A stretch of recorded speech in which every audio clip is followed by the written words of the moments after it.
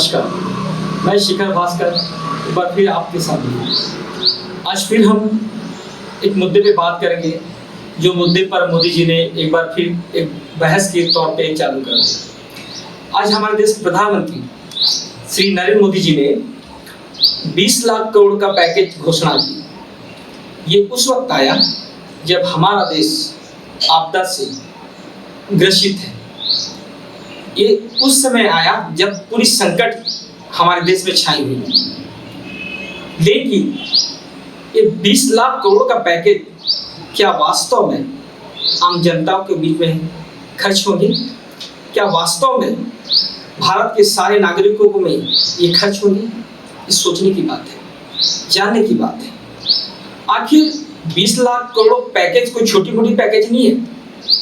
प्रधानमंत्री ने तो ये तक कहा प्रेस वार्ता में, ये तक कहा कि ये जीडीपी का 10% की एक ग्रोथ है, 10% की रेट है, जो पूरे विश्व में हमारा देश 5वें नंबर पे आता है, जो अपने जीडीपी का रेट खर्च करता है। बहुत बड़ी बात है कि जीडीपी 10% खर्च करना बहुत बड़ी बात है। आपने देखा होगा या आपने ये सुना भी होगा कि मोदी जी कुछ ना कुछ जब कारनामे करते हैं, कुछ ना कुछ जब ऐसी बातें बोलते तो एक चमत्कार से कम नहीं होता। और ऐसे ही हुआ कि ये 20 लाख करोड़ का पैकेज क्या वास्तव में हम सभी के लिए खर्च होगा? जरा सोचिए, हम एक बार शुरू से हम जाते हैं और जरा हम जानने की कोशिश करते हैं कि 20 लाख करोड़ का पैकेज हम लोगों तक कैसे पहुंचेगा, या वास्तव में हम पे खर्च हो रहा है। हम इसको हम जानने की कोशिश करते हैं, हम आम भाषा में जानने की कोशिश करते हैं, क्योंकि मोदी जी के अपने भाषण में तो हम ऐसे ऐसे बातें होते हैं, ऐसे ऐसे शब्द होते हैं जो आम लोग समझ नहीं सकते। ये बहुत ही गहराई की बात है। आप इसी को मैं अपने तरीके से समझाना चाहता हूँ, क्योंकि ये एक मिडिल क्लास आदमी, एक हायर सोसाइटी का आदमी या एक एजुकेटेड पर्सन इस चीज को समझने की कोशिश करेगा, लेकिन एक आम जनता पे जब ये बात आता है समझने की बात, तो क्या आम जनता उसको समझने की कोशिश करेगा या आम जनता उसको जानने की कोशिश करेगा? ये उसके लिए जानने के लिए बहुत जरूरी है क्या है। अब हम मोदी जी के बातों पे आते हैं। हमारे प्रधानमंत्री जी ने कहा कि भारत आत्मनिर्भरता की ओर बढ़ रहा है या बढ़ेगा। कैसे बढ़ेगा? अब मोदी जी ने 5 चीजें बताई। मैं जिसे मैं पढ़ के आपको बताता हूँ कि वो 5 चीजें क्या है, जिसमें वो कहते हैं कि हमारा देश इन 5 चीजों में अगर फोकस करेगा तो काफी आगे बढ़ेगा। जैसे मोदी जी ने कहा था इकोनॉमी क्या है, मैं इसके बारे में जरूर बताऊंगा, लेकिन मैं बता देता हूँ कि वो 5 चीजें क्या है। इकोनॉमी पहला, दूसरा हो गया इंफ्रास्ट्रक्चर, तीसरा हो गया सिस्टम, चौथा हो गया डेमोग्राफी और 5वां हो गया डिमांड। ये 5 चीजों को लेकर मोदी जी ने कहा था कि ये 5 चीजें अगर हमारे देश में सरलता के साथ अगर होना चालू हो जाए या लोग एक्टिविटी दिखाने चालू हो जाए, तो हमारा देश इस कोरोना आपदा में जो विपत्ति आई है इससे आगे बढ़ जाएगा। लेकिन उससे पहले इन 5 चीजों से बताने से पहले मैं कुछ चीजें और बताता हूँ। अब मोदी जी ने तो कहा कि 20 लाख करोड़ का पैकेज हम आपदा में खर्च करेंगे, लेकिन वास्तव में 20 लाख करोड़ का पैकेज मिल रहा है या नहीं मिल रहा है, इस पे हमको जानना बहुत जरूरी है। जैसे मोदी जी ने कहा कि हम लिक्विडिटी हम बढ़ाएंगे।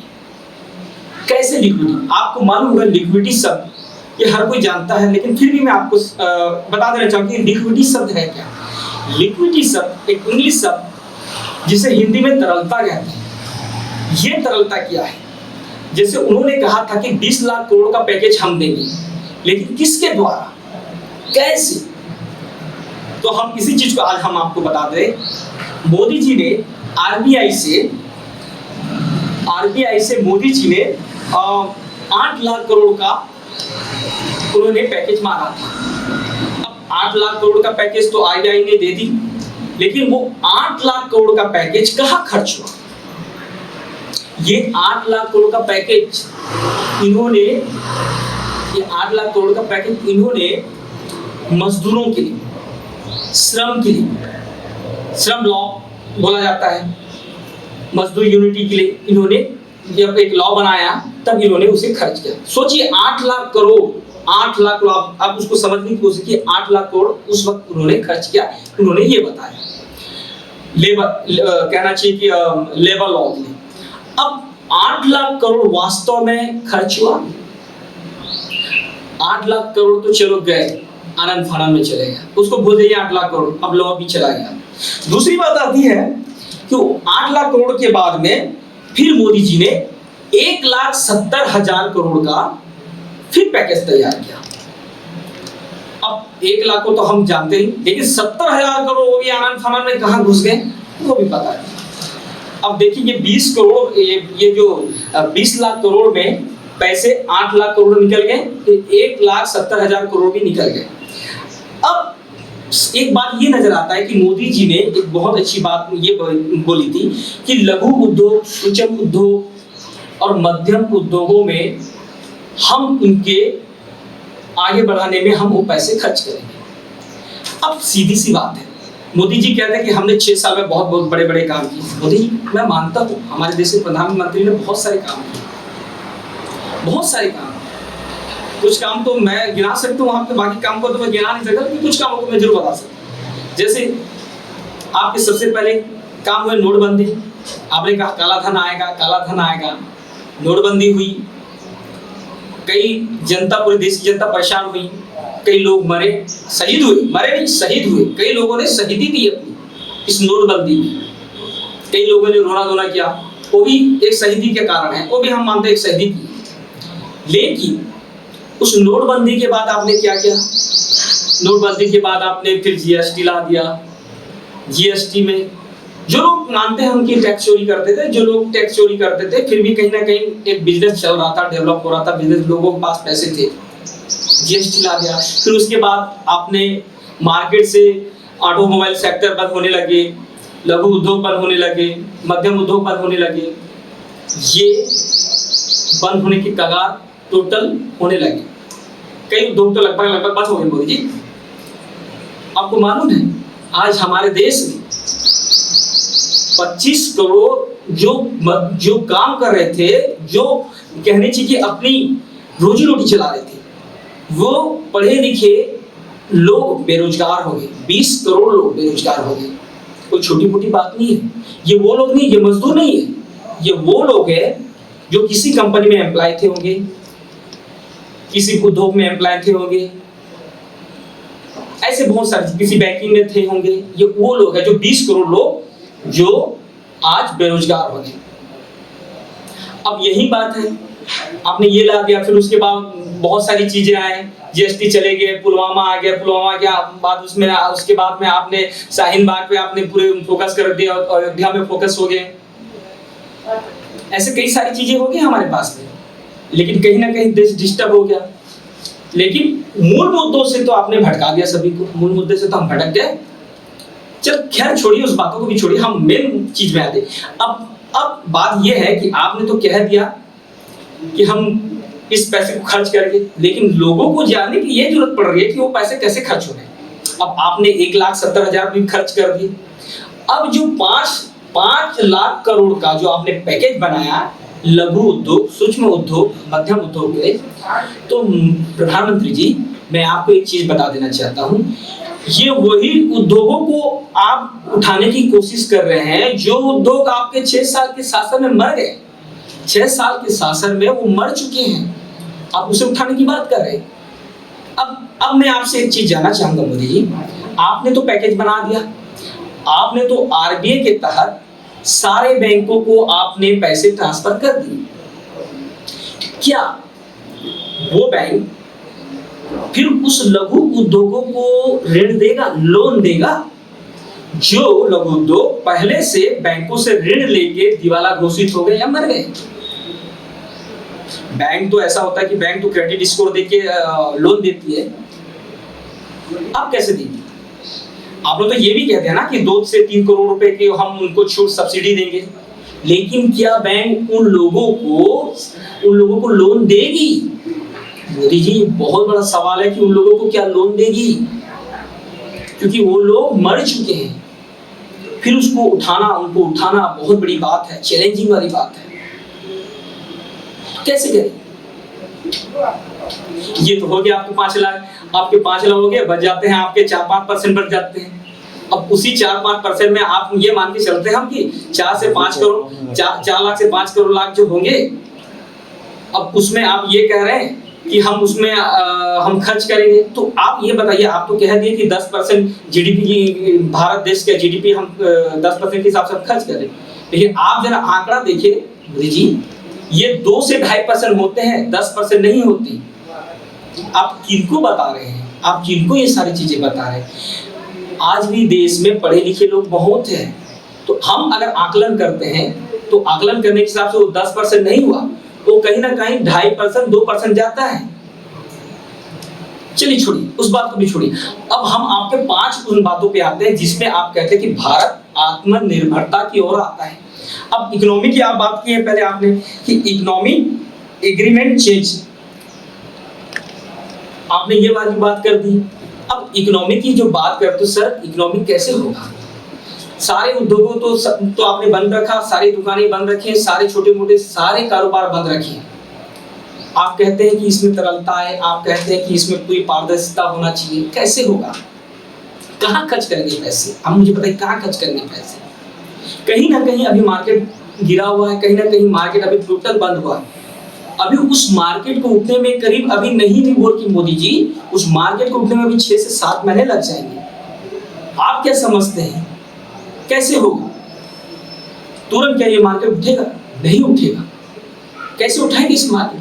आप क्या कहते हैं, आपकी इंफ्रास्ट्रक्चर की बात आप कर देते हैं कि भाई ठीक है, इंफ्रास्ट्रक्चर में हम उनको सब्सिडी देंगे, पैसे देंगे। अरे कैसे दोगे? आपने बिल्डरों को तो ठीक है 5-6 महीने का वक्त दे दिया, लेकिन कैसे करोगे? अरे वो बिल्डरों के पास भी मजदूर होते हैं, उन बिल्डरों के पास में भी लेबर होते हैं, कहाँ से लाएंगे वो लेबर को? आपने सोचा कहाँ से लाएंगे लेबर? आपने लेबरों के लिए तो कोई ऐसा काम किया नहीं कि वो लोग लेबर दौड़ क्या, जैसे वो चुनाव में ऐसा एक वक्त आया था कि बिहार में चला था मोदी जी, जो मुझे आज भी वो बातें याद है कि हम नून भात खाएंगे और मोदी जी को जिताएंगे। लेकिन मोदी जी इस समय में कैसे होगा ये बात? कैसे सिद्ध होगा? क्योंकि उन जो लेबर जो काम कर रहे थे, कहीं ना कहीं वो लेबरों को ठेकेदारों ने निकाल दिया, उन लेबरों को जहां उद्योग थे वहां से निकाल दिया गया। वो लेबर भूखे प्यासे मरते पड़ते गिरते, कई लोगों ने तो मर भी गए, वो अपने घर की ओर निकल गए पैदल। उनके पैरों में फोड़े फुंसी निकल रहे हैं, उनके जलन के मारे उनके पैरों में वो क्या बोलते हैं उसको, कई सारी समस्या। आप उसे कैसे उन लेबरों को बुलाएंगे? ये बहुत बड़ी समस्या होती है। आप तो उठा के कह दिया कि इंफेक्टेड को हम मजबूत करेंगे। वो लेबर को अभी मोदी जी आते आते उन लेबरों को आते आते करीब नहीं भी बोल के 7-8 महीने लग जाएंगे, अगर लालच भी देंगे आप, क्योंकि वो लोग उस जगह से पलायन अपने घर की ओर कर चुके हैं जहां उनकी रोजी रोटी लिखी थी। वो रोजी रोटी जहां से वो लोग छोड़ के अपने घर की ओर जा रहे हैं। और जब घर की ओर जा रहे हैं मोदी जी, जब उनकी शरीर को तबाह के जा रहे हैं, जब अपनी शरीर खराब करके जा रहे हैं, तो वो तुरंत नहीं आएंगे अपने काम पर। कैसे आएंगे आप बताइए? कैसे आएंगे आप? ये एक सवाल है मोदी जी, और ये मैं नहीं, आपसे हर कोई पूछेगा। फिर आपने तीसरी बात किया सिस्टम। आपने कहा था कि आज हम 20वीं शताब्दी में जी रहे हैं और आगे हम 21वीं शताब्दी को टेक्नोलॉजी 21वीं शताब्दी में बनाएंगे। जो टेक्नोलॉजी बनाएंगे 21वीं सदी याद करेंगे। मैं आपको एक बात बताना चाहता हूँ मोदी जी, हमारी 20वीं सदी में काफी टेक्नोलॉजी हुई। आप नहीं थे, ठीक, कोई भी सरकार थी, मैं ये नहीं बोलूंगा कि कोई भी सरकार थी, लेकिन उस सरकार के टाइम में भी हमारे यहाँ टेक्नोलॉजी बढ़े, टेक्नोलॉजी उत्पन्न हुआ। अब 6 साल तो आप गुजार गए, अब आपकी बारी है कि 4 साल में कौन सी ऐसी 21वीं शताब्दी की टेक्नोलॉजी आप प्रारंभ करेंगे। बहुत बड़ी बात है, चैलेंजिंग वाली बात है मोदी। फिर दूसरी बात आपने, चौथी बात आपने कहा कि डेमोग्राफी। ये डेमोग्राफी लोग कैसे समझे कि डेमोग्राफी क्या है? लेकिन मैं एक आम भाषा में लोगों को ये समझाने की कोशिश की, डेमोग्राफी ये कहना चाहते हैं कि जो हमारी डेमोग्राफी है, ये डेमोक्रेसी के लोग, जो लोकतांत्रिक हम जो हमारा देश है, इसमें हम पूरी तरह से पारदर्शिता लाएंगे और लोगों को हम जोड़ेंगे, सारी चीजें हम उनको क्लियर करेंगे और डेमोक्रेसी बनाएंगे। और मोदी जी पारदर्शिता तो आप लाते ही नहीं ना, कोई भी चीज आपकी जो भी चीज होते हैं किसी चीज में पारदर्शिता नहीं होता है। कैसे बताओगे आप? भाई लोग भी समझते हैं मोदी जी, कैसे आप पारदर्शिता लाएंगे? आप हमारे अच्छे प्रधानमंत्री, तो कम से कम प्रधानमंत्री की पद की आप वैसी आप रखिए गरिमा, कैसे लाएंगे आप?